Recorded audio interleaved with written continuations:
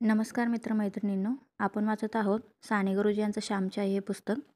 आणि आज आपण वाचणार आहोत रात्र 7वी पत्रावळ. सुरू करूया. कोकणात पुष्कळशा घरी पत्रावळीवर जेवण्याची पद्धत आहे. साधेपणात किती सुंदरता व स्वच्छता असते. ताटांना ती कलही लावा व ती पोटात दडवा, घाण सारी. माझ्या वडिलांना पत्रावळीवर जेवणे फार आवडे.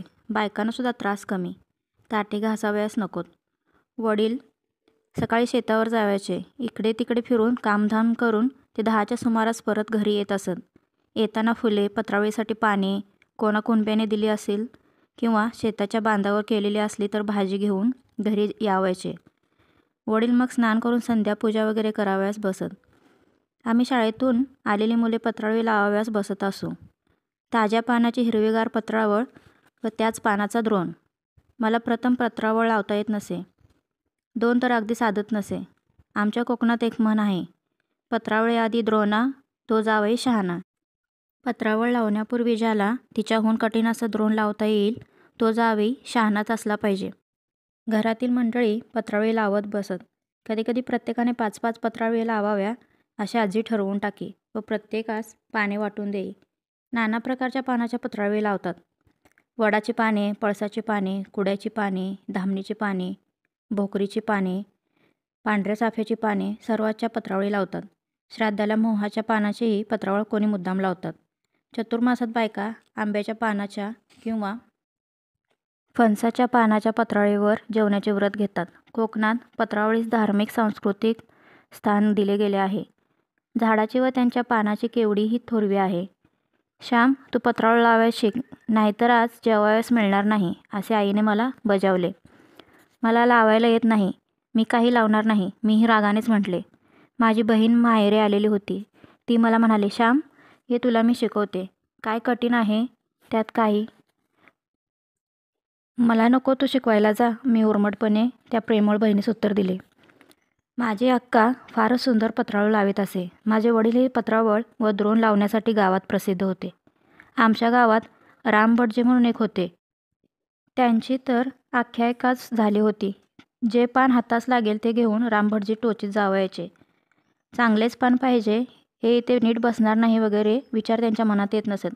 कसेही पान असो, रामभटजीच्या पत्रावळीत त्याला स्थान आहेच. कोणाकडे लग्नमुंजा असली, प्रयोजन वगैरे असले की गावातील मंडळी त्यांच्याकडे जमवायचे व पत्रावळी लावीत बसवायचे. गप्पागोष्टीत करीत सहकार्याने काम करावयाचे. अलीकडे ती पद्धत जात चालली आहे. अशी पत्रावळीची परंपरा मला शिकणे भाग पडले. परंतु मी पडलो हट्टी. मी काही त्या दिवशी पत्रावळी लावली नाही. मी पत्रावळी लावली नाही व आईने माझे पान मांडले नाही. ज्याने त्याने आपापले पत्रावळ घेऊन बसावे असे ठरले होते.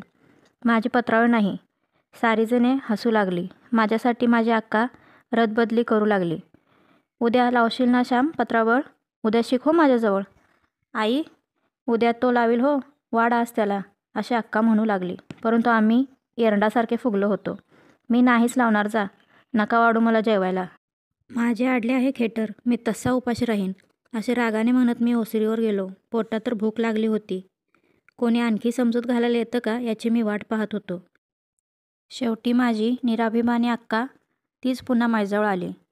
ती म्हणाली, श्याम, चल रे जेवावयास. मी उद्या सासरी गेले म्हणजे थोडीच येणार आहे समजावयास.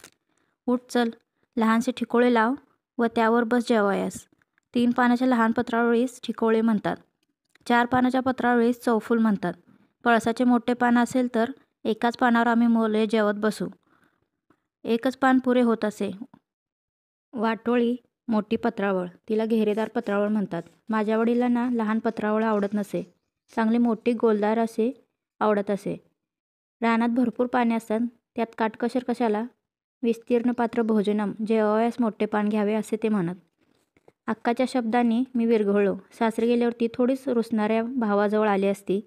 2 दिवस ती आली होती, तरी मी तिच्याशी नीट वागलो नाही. मला वाईट वाटले व डोळ्यात पाणी आले. अक्काने माझ्या हातात पान दिले. हे खाली आदराला लाव, असे ती म्हणाली. मी हातात एक चोय घेतली व टाका लावला. परंतु चोय फार लोचट होती व टाका तुटेना. श्याम, ही दुसरी घे चोय, ही चांगली आहे, असे म्हणून अक्काने दुसरी चोय जोडीतून काढून दिली. कसे तरी मोठमोठे टाके घालून मी ठिकोळे तयार केले व घरात नेले. ही माझी पत्रावळ, वाढ मला, मी आईला म्हटले. हातपाय धुवून आलास का पण? आईने विचारले.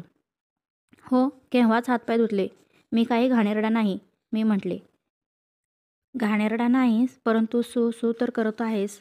नाक नीट शिकरून ये. तो मी इकडे वाढते, आई म्हणाली. मी नाक स्वच्छ करून आलो व जेवायस बसलो. पोटभर जेव चांगला, उगीच हट्ट करतोस.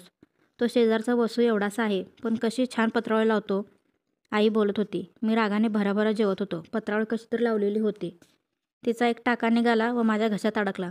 मी घाबरलो. शेवटी निघाला एकदाचा. टाके जातात घशात तरी म्हणे तूच पत्रावळ लाव. मला लावायला येत नाही तरी म्हणे लाव. मी रागाने म्हटले. आमच्या घशात नाही जात ते. तू निष्काळजीपणाने लावलीस याचे हे प्रायश्चित. जोपर्यंत तू चांगली पत्रावळ लावण्यास शिकणार नाहीस तोपर्यंत तुझीच पत्रावळ तुला ठेवण्यात येईल, आई म्हणाली. मी दुसऱ्या दिवसापासून चांगल्या पत्रावळी लावण्याचा निश्चय केला. अक्का पत्रावळ कशी लावते, दुमड कशी घालते हे पाहू लागलो. काही पानांना दुमड घालावायची असते. ज्याला आपल्यापेक्षा एखादी गोष्ट चांगली करता येत असेल त्याच्याजवळ जाऊन शिकले पाहिजे. त्यात गर्व कशाला? प्रत्येक गोष्ट चांगली करता आली पाहिजे. जे जे करीन ते ते उत्कृष्ट करीन असे माणसाचे ध्येय असावे. पत्रावळ लावणे असो वा ग्रंथ लावणे असो, शेण लावणे असो वा शेला विणणे असो, माझ्या वडिलांचा हा गुण होता. ते धुनी दांडीवर वाळीत घालीत तर कशी एकसारखी घालीत. टोकाला टोक मिळलेले. आमच्या गावात एक गरीब गृहस्थ होते. ते गोंधळेकरांकडे धुनी वाळत घालण्याचे काम करीत. ते इतके छान धुनी वाळत घालत की पाहत बसावे. माझे वडील भाजीच्या दळ्यांना पाणी शिंपीत. त्यावेळेस ती किती बारीक धारेने शिंपीत. हाताने धार करून शिंपीत, परंतु ते काळजी घेत. प्रत्येक गोष्टीत नीटनेटकेपणा असला पाहिजे, सौंदर्य असले पाहिजे. माझ्या आईने मला प्रत्येक गोष्ट मनापासून करावयास शिकवले. प्रत्येक गोष्ट चांगली करावयास लावले. आपण लावलेली पत्रावळ कोणालाही मांडतील. जर ते नीट नसेल तर जेवणाच्या घशात टाका जावयाचा. पत्रावळ लावताना मनात म्हटले पाहिजे, कोणीही हिच्यावर जेवो, नीट जेवता येईल. घशात टाका जाणार नाही. फटीतून अन्न खाली जाणार नाही. मी चांगली पत्रावळ लावायला शिकलो. एक दिवस माझ्या हातची पत्रावळ मुद्दाम वडिलांसाठी मांडली. वडिलांनी विचारले, चंद्रे, तुझी का ग पत्रावळ? अक्का म्हणाले, नाही, ती श्यामने लावलेली आहे. वडील म्हणाले, इतकी चांगली केव्हापासून यावयास लागली? आई म्हणाली, त्या दिवशी जेवायला घातले नाही व तू चांगली पत्रावळी लावेपर्यंत तुझी तुलाच घ्यावी लागेल असे सांगितले म्हणून नीट शिकला लावायला. मी आईला म्हटले, आता मागची कशाला सांगतेस? भाऊ, आता चांगली येते की नाही मला? आता काय सुंदरच लावता येते, पण द्रोण कुठे आहे? वडील म्हणाले, द्रोण ही मी लावून ठेवला आहे. विहिरीवर अक्काने लावलेला एक द्रोण मी घेऊन आलो व त्याच्यासारखा लावीत बसलो. शेवटी साधला. मी तुम्हाला जेवण झाल्यावर दाखवीन, मी सांगितले. माझ्या पत्रावळीचे गुणगान झाल्यामुळे मी जरा फुशारून गेलो होतो. जेवण झाल्यावर मी द्रोण वडिलांस दाखवला. चांगला आहे, परंतु येथे चुकला. समोरासमोरचे कोपरे सारख्या दुमडीचे हवेत असे म्हणून त्यांनी सुधारून दिला. मी तो सुधारलेला द्रोण आईला नेऊन दाखवला. आता कोण रागे भरेल, उगीच हट्ट करतो व मला हे येणार नाही ते येणार नाही म्हणतोस. देवाने ज्याला हातपाय दिले त्याला सारे काही करता येते, मनात मात्र हवे. चंद्रे, याला एक जर्दाळू दे, शिकल्याबद्दल खाऊ. आईने सांगितल्याप्रमाणे अक्काने फडतळातून एक जर्दाळू मला दिला. तो किती गोड लागला. समुद्रमंथनानंतर देवांना अमृतही तितके गोड लागले नसेल. गोडी वस्तूत नसून वस्तूसाठी केलेल्या श्रमात आहे. कर्मातच आनंद आहे.